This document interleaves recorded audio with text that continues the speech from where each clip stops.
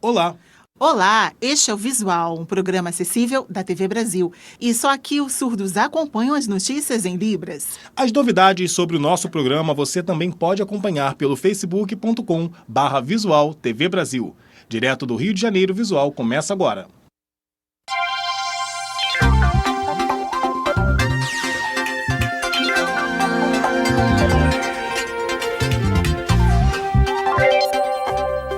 O Instituto Nacional do Câncer prevê 600 mil novos casos de câncer em todo o país até 2017. A doença não tem cura, mas pode ser tratada por meio de cirurgia e quimioterapia. Além disso, 6 em cada 10 pacientes precisam passar por sessões de radioterapia, mas faltam equipamentos. Em todo o país, existem apenas 286 máquinas disponíveis para o tratamento. O déficit é de pelo menos 300 máquinas. Minas Gerais e Rio de Janeiro, na região sudeste, aparecem com o maior número de equipamentos. Já na região norte, há estados que não possuem sequer um aparelho. Este é um dos 2 únicos equipamentos de radioterapia em todo o estado do Maranhão. Uma pessoa que desse entrada hoje pelo Sistema Único de Saúde para se submeter ao tratamento teria que esperar entre 3 a 6 meses para a primeira sessão. Um desses aparelhos, chamado acelerador de partículas, atende pacientes na cidade de Imperatriz, no sudoeste do estado. O outro fica no Hospital do Câncer Aldenor Abelo, pioneiro no estado no tratamento da doença. Filantrópico precisa de doações para se manter. A verba do SUS não é suficiente. O aparelho, que deveria funcionar no máximo 18 horas por dia, atende 23 horas. Isso porque para 1 hora para a manutenção. O hospital realiza o diagnóstico de mais de 3.500 casos de câncer por ano. Muitos desses pacientes vêm do interior e até de outros estados, como é o caso de Lucinéia, que não conseguiu tratamento no Rio de Janeiro. Faltou tudo, porque a cirurgia, as máquinas quebraram. Em 2012, o Ministério da Saúde chegou a anunciar um plano de expansão da radioterapia no Sistema Único de Saúde, com a distribuição de 80 equipamentos e até a construção de uma fábrica no Brasil. O investimento para um serviço de radioterapia com um único aparelho, hoje, com o valor do dólar, gira em média em torno de 7,5 milhões de reais. E esse investimento, com os recursos repassados pelo SUS, que são muito baixos, dificilmente seriam recuperados. O Hospital do Câncer do Maranhão funciona há pouco mais de 2 anos e é uma referência para o estado em consultas, diagnóstico e quimioterapia de alto custo, que não é coberta pelo SUS, mas ainda não possui radioterapia. Nós temos a previsão agora para novembro do início da construção do bunker que vamos receber do Ministério da Saúde. A construção do bunker deve levar pelo menos 3 anos. Para diminuir o tempo de espera pela radioterapia, o governo do estado assinou neste mês um convênio com o Hospital Aldenor Abelo no valor de 5 milhões de reais para acelerar as obras do bunker. O Ministério da Saúde prometeu concluir a instalação dos aparelhos de radioterapia até 2018. Estamos no Outubro Rosa, mês da campanha de conscientização sobre o câncer de mama. Mas no Rio de Janeiro, a população que precisa da rede pública tem encontrado dificuldade para realizar a mamografia, exame fundamental na prevenção da doença. Neste ano, são esperados no Brasil quase 58 mil novos casos de câncer de mama.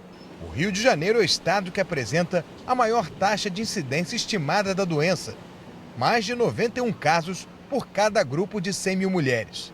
É o segundo tipo de câncer mais comum, depois do câncer de pele não melanoma. Na maioria dos casos, são as próprias mulheres que identificam que há sinais da doença, como nódulo ou dor no seio. A mamografia é essencial para fazer um diagnóstico precoce. O atendimento é oferecido através do SUS. A recomendação do Ministério da Saúde é que mulheres entre 50 e 69 anos que nunca apresentaram sintomas devam fazer o exame a cada 2 anos. O Hospital Eloneide Stuart, em São João de Meriti, na Baixada Fluminense, é uma das 3 unidades públicas de saúde do estado que realizam a mamografia. A informação era que os 2 aparelhos existentes estavam quebrados. Por nota, a direção da unidade disse que apenas um não está funcionando e que o outro realiza exames normalmente. Mas não foi isso que nossa reportagem encontrou aqui. Dona Senira não conseguiu fazer o exame. Ano passado eu fiz, agora esse ano não. O que falaram hoje para a senhora? Quebrada a máquina.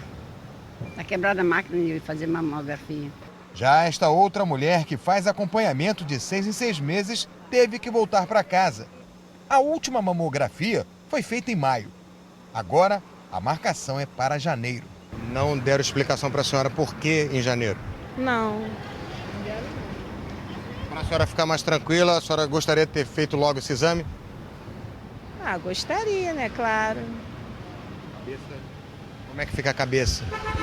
Fico preocupada, mas Deus está no controle de tudo. Dos 7 aparelhos que deveriam estar à disposição da população fluminense, apenas 3 estão funcionando. Todos no Rio Imagem, na capital. A Secretaria Estadual de Saúde afirma que existe um 4º mamógrafo funcionando no Hospital da Mulher. Mas apenas para as pacientes que são acompanhadas pela instituição. Um professor de Manaus criou um jogo para celular que une matemática e magia. O objetivo é tornar o aprendizado da disciplina mais fácil e divertido, hein? Ela é um terror para muitos estudantes, cheia de cálculos, fórmulas e operações complexas. Estudar matemática pode ser uma tarefa árdua. No assunto de matemática, eu tive um pouco de dificuldade de aprender função, limite, esse tipo de assunto.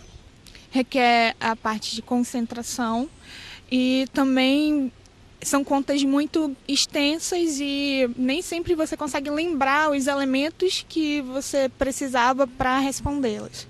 Complicada, mas necessária. Foi pensando em facilitar o ensino da disciplina que este professor, especialista em designer de jogos, criou o Matemagos. O game, que promete auxiliar o estudo dos números com um toque de mágica, começou a ser desenvolvido há quase 2 anos, na Universidade de Kyushu, no Japão, onde o pesquisador fez doutorado. Principalmente os países em desenvolvimento, né, têm essa deficiência e normalmente a matemática ela é vista assim, com um certo preconceito. É uma disciplina chata, uma disciplina que não tem atratividade, principalmente para as crianças. Com uma parte gráfica que reproduz ambientes RPG, o jogo tem 7 fases e o jogador precisa resolver problemas matemáticos para passar de nível. A gente desenvolveu o game especificamente assim, para o ensino fundamental, né, de 5º ao 9º ano, e especialmente o 7º ano, né? Essa foi a base para a gente desenvolver a mecânica do game, mas ele é um game que pode ser útil para várias idades, né, várias faixas etárias mesmo. O jogo conta com referências marcantes e elementos inspirados em jogos japoneses e na cultura pop. Esse avatar aqui, por exemplo, foi inspirado na personagem Hermione da saga Harry Potter. São 6 personagens no todo, vão ser acrescentados mais personagens, mas cada pessoa pode ter um contato diferenciado, né? Cada um representa um elemento dentro do jogo, mas para nossa, com carinho, a gente tem o Airi, que é o nosso pajé, responsável pelas alquimias e pelo xamanismo dentro do jogo. Ele é responsável pela cura dos outros personagens. O projeto está em desenvolvimento na incubadora de uma faculdade particular de Manaus. A previsão é que uma versão para testes seja lançada em plataformas Android e iOS no começo de novembro. Esta semana, mostramos os danos psicológicos e de interação social que o uso abusivo de tecnologia pode trazer às crianças, Jonatas. Na última reportagem especial, vamos ver que esse excesso também prejudica o desenvolvimento físico dos pequenos. Esta é mais uma produção da TVE do Paraná.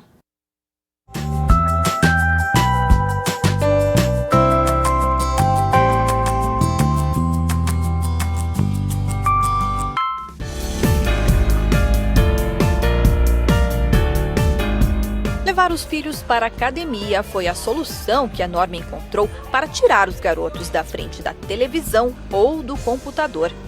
Os gêmeos têm 8 anos e adoram um celular, mas aqui eles nem lembram que existe tecnologia.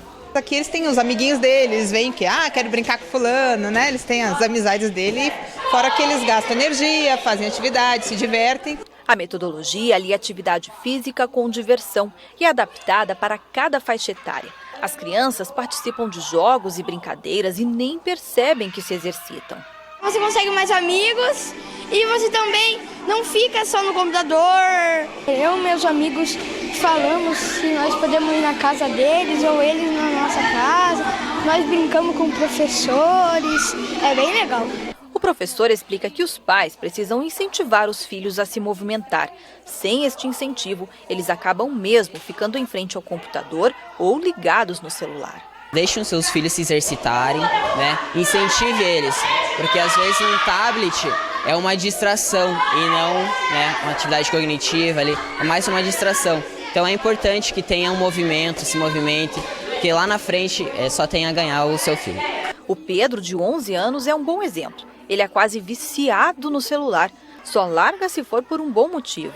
O celular de lado e vem brincar, isso mesmo. Crianças que ficam o tempo todo no smartphone podem ter problemas no desenvolvimento motor e sofrer de dores na coluna, como explica este fisioterapeuta. Se você ficar muito tempo sentado, o teu corpo vai se adaptar a ficar sentado.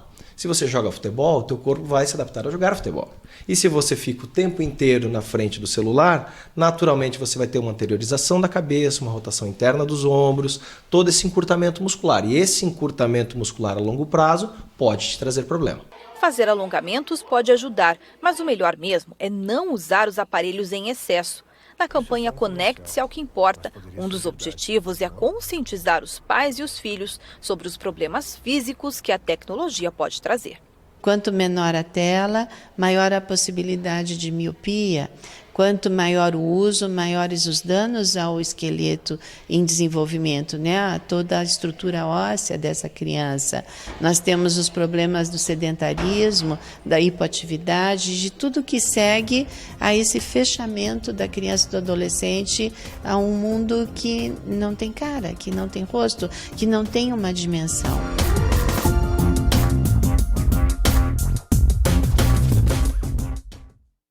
E o visual fica por aqui. Pelo nosso WhatsApp, você entra em contato com a gente e pode mandar sugestões. Anote o nosso número 021 974 522 300. Muito obrigado pela companhia. Tchau para você.